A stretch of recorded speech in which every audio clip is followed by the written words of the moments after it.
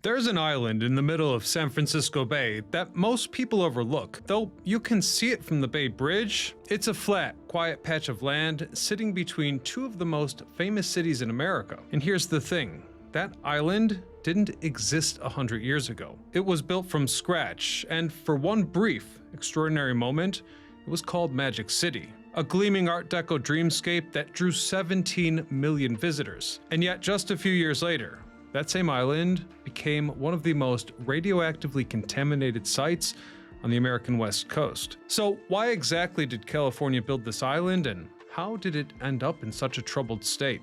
Stay tuned to find out as we uncover the remarkable story of San Francisco's Treasure Island. I'm your host Ryan Sokash, and you're watching It's History. Let's go back to 1933. San Francisco was emerging from the depths of the Great Depression, and something extraordinary was happening in the Bay. Two massive bridges were under construction, the Bay Bridge and the Golden Gate. Now, both of these accomplishments were so important that the city wanted to celebrate them. And in February of that year, they got a good idea as to how they should celebrate, when a reader of the San Francisco News wrote in with an interesting proposal that San Francisco should host the World's Fair, celebrate the bridges, and show everyone that California was on the rise. The response was immediate. The idea caught fire, but there was a major issue. There really wasn't anywhere suitable to hold it in San Francisco. And although 6 sites were considered, another very unusual solution was also proposed, that the fair could take place within the bay itself, at a shallow, underwater hazard called the Yerba Buena Shoals, just north of Yerba Buena Island. The waters there were never deeper than 26 feet, meaning mariners avoided it, and the civic leaders saw potential. They saw 400 acres of flat, open land waiting to be made. The dredging of Treasure Island started on February the 11th, 1936. The Army Corps of Engineers got to work, as 29 million cubic yards of sand and gravel were transported or dredged from the Bay and the Sacramento River Delta. Beyond that, 287,000 tons of quarry rock were sunk as walls, as the inside was filled. From there, topsoil was brought in, trees were planted, flowers were seeded. So in roughly just 2 years, what had been nothing but cold water and dangerous rock was now a brand new island. At 400 acres across, this was the largest man-made island in the world at the time. They named it Treasure Island as a nod to the gold rush that had made California so famous. And the plan was this: once the fair was over, Treasure Island would become San Francisco's brand new airport, a gateway for the future. It was an unbelievable idea, and it very nearly worked. The Golden Gate International Exposition opened on February the 18th, 1939. On the first day alone, more than 150,000 people descended on the island. California's governor opened the gates with a jewel-encrusted key, reportedly worth $35,000.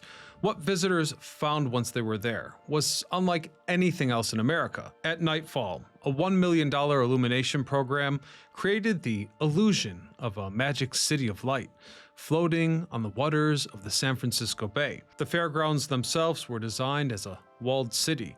From the central court rose a 400-foot Tower of the Sun. At the northern end stood an 80-foot statue of the goddess Pacifica, symbolizing the fair's theme. The whole event was built in a specially invented architectural style called Pacifica, which merged design concepts from the East and West Pacific with influences from the lost Mayan world of America.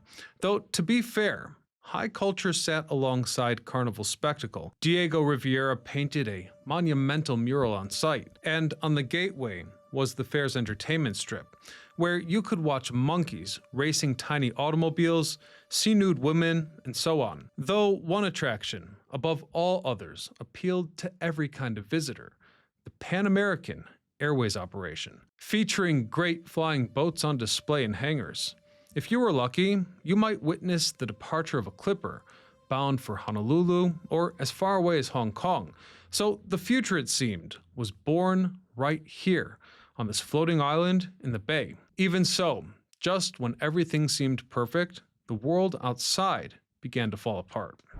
The war in Europe began on September the 1st, 1931, while the World's Fair was still open. With that, the theme of Pacific unity began to feel inappropriate. Country by country, pavilions went dark.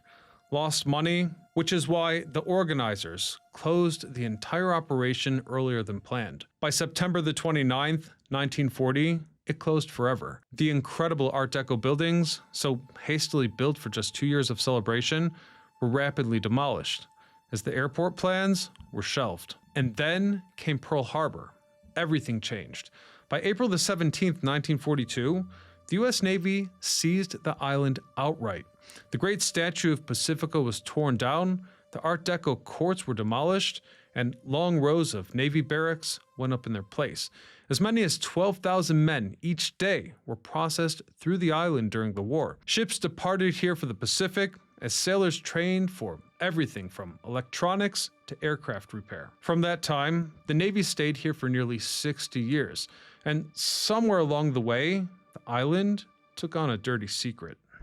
In 1946, the U.S. began conducting nuclear weapons tests in the Pacific. The operation was called Crossroads. From what we know, 2 atomic bombs were detonated over a fleet of ships in the Marshall Islands.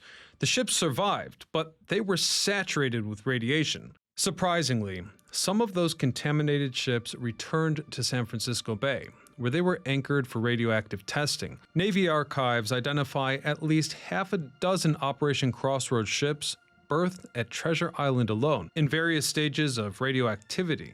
One of those ships, the USS Independence, was used as a classroom on the island. It was eventually deemed so dangerously radioactive that it was sunk in 1951 off the coast of the city.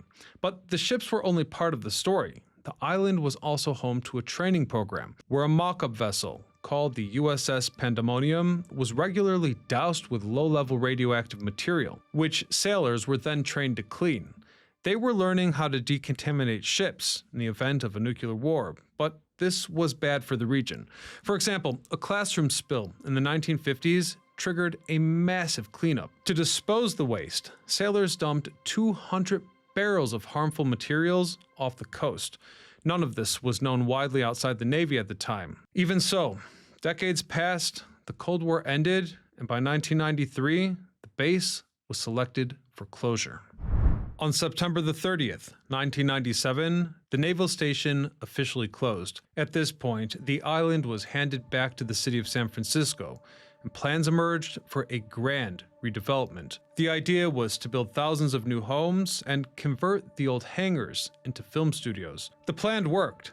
People moved in, and movies like The Matrix and Parent Trap were shot here. But all the while, something unsettling was going on in the background. Cleanup crews kept finding dangerous things. In fact, by December of 2010, Navy contractors had removed 16,000 cubic yards of contaminated dirt from the site, some with radiation levels 400 times the EPA's safe limits for topsoil. Still, developers insisted that the area was clean. One civilian cleanup worker was actually ordered off the job with pay after being exposed to the maximum radiation dose allowed under commission guidelines. And it should be noted that some of the residents have reported serious health problems, including cancer, seizures, miscarriages, birth defects, and so on. They've been told the island was safe in modern times, but a different picture is slowly emerging. Today, Treasure Island is in transition, and in its own complicated way, still in the middle of being reinvented. There are plans for up to 8,000 new homes, a hotel, restaurants, and public art, despite allegations of pollutants in the soil. Regardless, it's a fascinating place. The old Pan Am terminal still stands and has been listed on the National Register of Historic Places. You can visit the island today. There are wineries, food trucks, and beautiful views of San Francisco that can't be matched anywhere else in the Bay. And that's the story of Treasure Island. I really hope you guys liked it and will consider subscribing to the channel so you don't miss what I do next. Otherwise, as always, this is Ryan Socash, signing off.